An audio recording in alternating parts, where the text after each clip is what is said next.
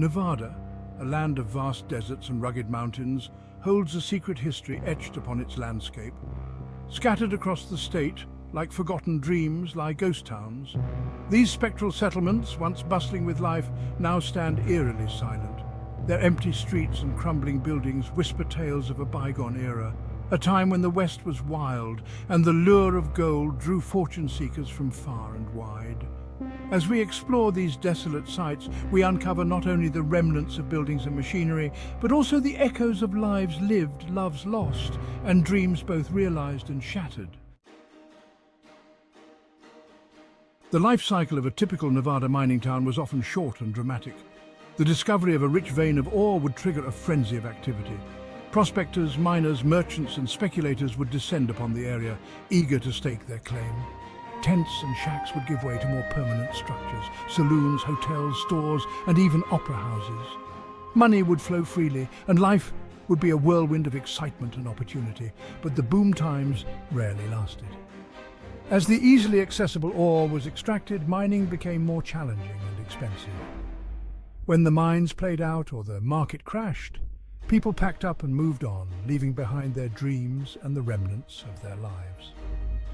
Today, these ghost towns stand as poignant reminders of the fleeting nature of fortune and the enduring power of the natural world. One of Nevada's most iconic ghost towns is Rhyolite, located near the eastern border of Death Valley National Park.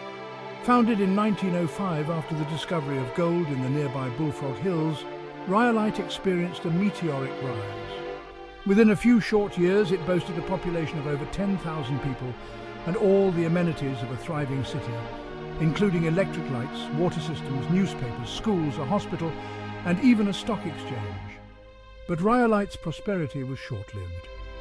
By 1911, the mines were producing less ore, and the population began to dwindle. Today, Rhyolite is a haunting reminder of the boom and bust cycles that shaped the American West.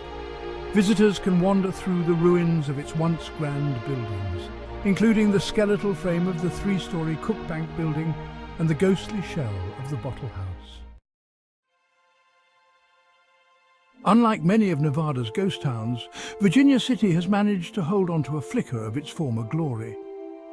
Located high in the Sierra Nevada mountains, Virginia City was once the richest city in the world. Thanks to the discovery of the Comstock Lode in 1859, this vast deposit of silver ore drew thousands of miners, entrepreneurs and fortune seekers, transforming the town into a bustling metropolis. At its peak, Virginia City boasted a population of over 25,000 people and was home to opulent theatres, elegant hotels, and a thriving red light district. Mark Twain worked as a reporter for the Territorial Enterprise newspaper, honing his craft and drawing inspiration from the colourful characters who populated the town. The decline of the Comstock Lode in the late 19th century led to a gradual decline in Virginia City's fortunes. However, the town has managed to reinvent itself as a tourist destination, capitalising on its rich history and well-preserved Victorian architecture. Deep in the heart of Nevada's high desert lies Goldfield, once a bustling mining town that briefly rivaled Rhyolite in its wealth and grandeur. Goldfield's story began in 1902 with the discovery of a massive gold deposit. The town exploded in size and population, attracting miners, businessmen, and even a young Herbert Hoover, who worked as a mining engineer before becoming President of the United States.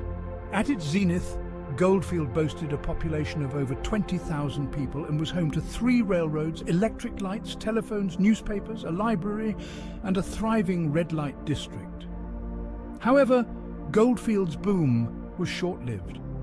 Labor unrest, dwindling ore reserves, and a devastating fire in 1923 contributed to the town's decline. Today, Goldfield is a shadow of its former self, with a population of less than 300 people. High in the mountains of central Nevada, at an elevation of over 7,000 feet, lies the ghost town of Berlin. Unlike many other ghost towns in Nevada, Berlin was not abandoned due to dwindling ore reserves or economic hardship.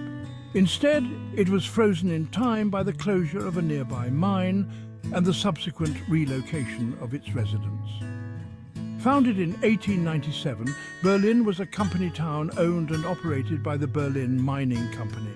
The company provided housing, utilities, and other amenities for its workers, creating a self-contained community in the remote mountains.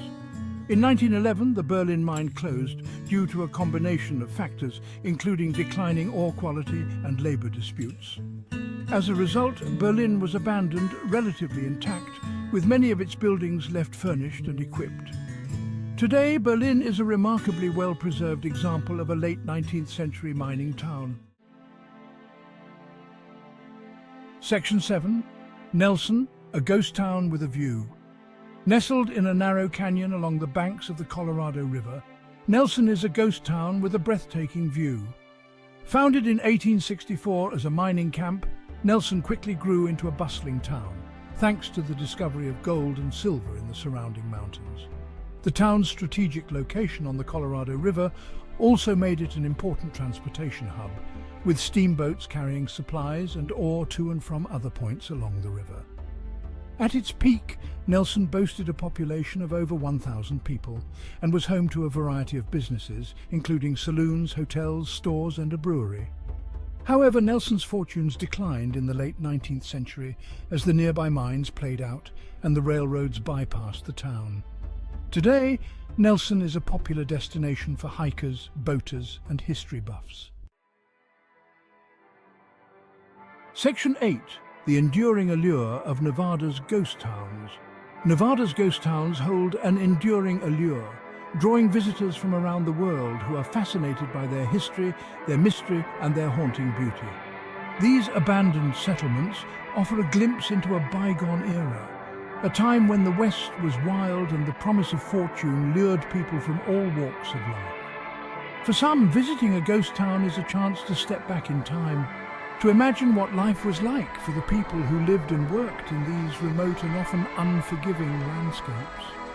They wander through the ruins of homes, schools, and businesses, piecing together the stories of the people who once called these places home. Legends of lost mines, buried treasure, and restless spirits abound, adding an element of excitement and suspense to these desolate sites. Section 9. Echoes in the landscape, tourism and preservation. The ghost towns of Nevada are not only relics of the past, they are also valuable cultural and historical resources.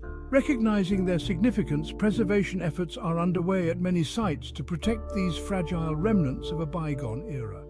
Organizations such as the Nevada State Historic Preservation Office, the National Park Service, and various local historical societies are working to document, stabilize, and interpret these ghost towns for future generations. Efforts are underway to restore buildings, create interpretive trails, and develop educational programs that tell the stories of these once thriving communities. However, it's important to balance the economic benefits of tourism with the need to protect these fragile sites from vandalism, looting, and other forms of damage. Section 10. Conclusion. Reflections in the dust. As we stand amidst the ruins of Nevada's ghost towns, we're reminded of the ephemeral nature of human endeavors. These towns, once bustling with life and activity, now stand silent and empty, their stories etched in the dust and debris. Yet, they are more than just relics of the past. They are powerful reminders of the dreams, ambitions, and struggles of the people who came before us. The ghost towns of Nevada challenge us to reflect on our own relationship with the land, with history, and with the passage of time. They remind us that even the most ambitious dreams can crumble to dust, and that the echoes of the past can linger long after the physical structures have faded away.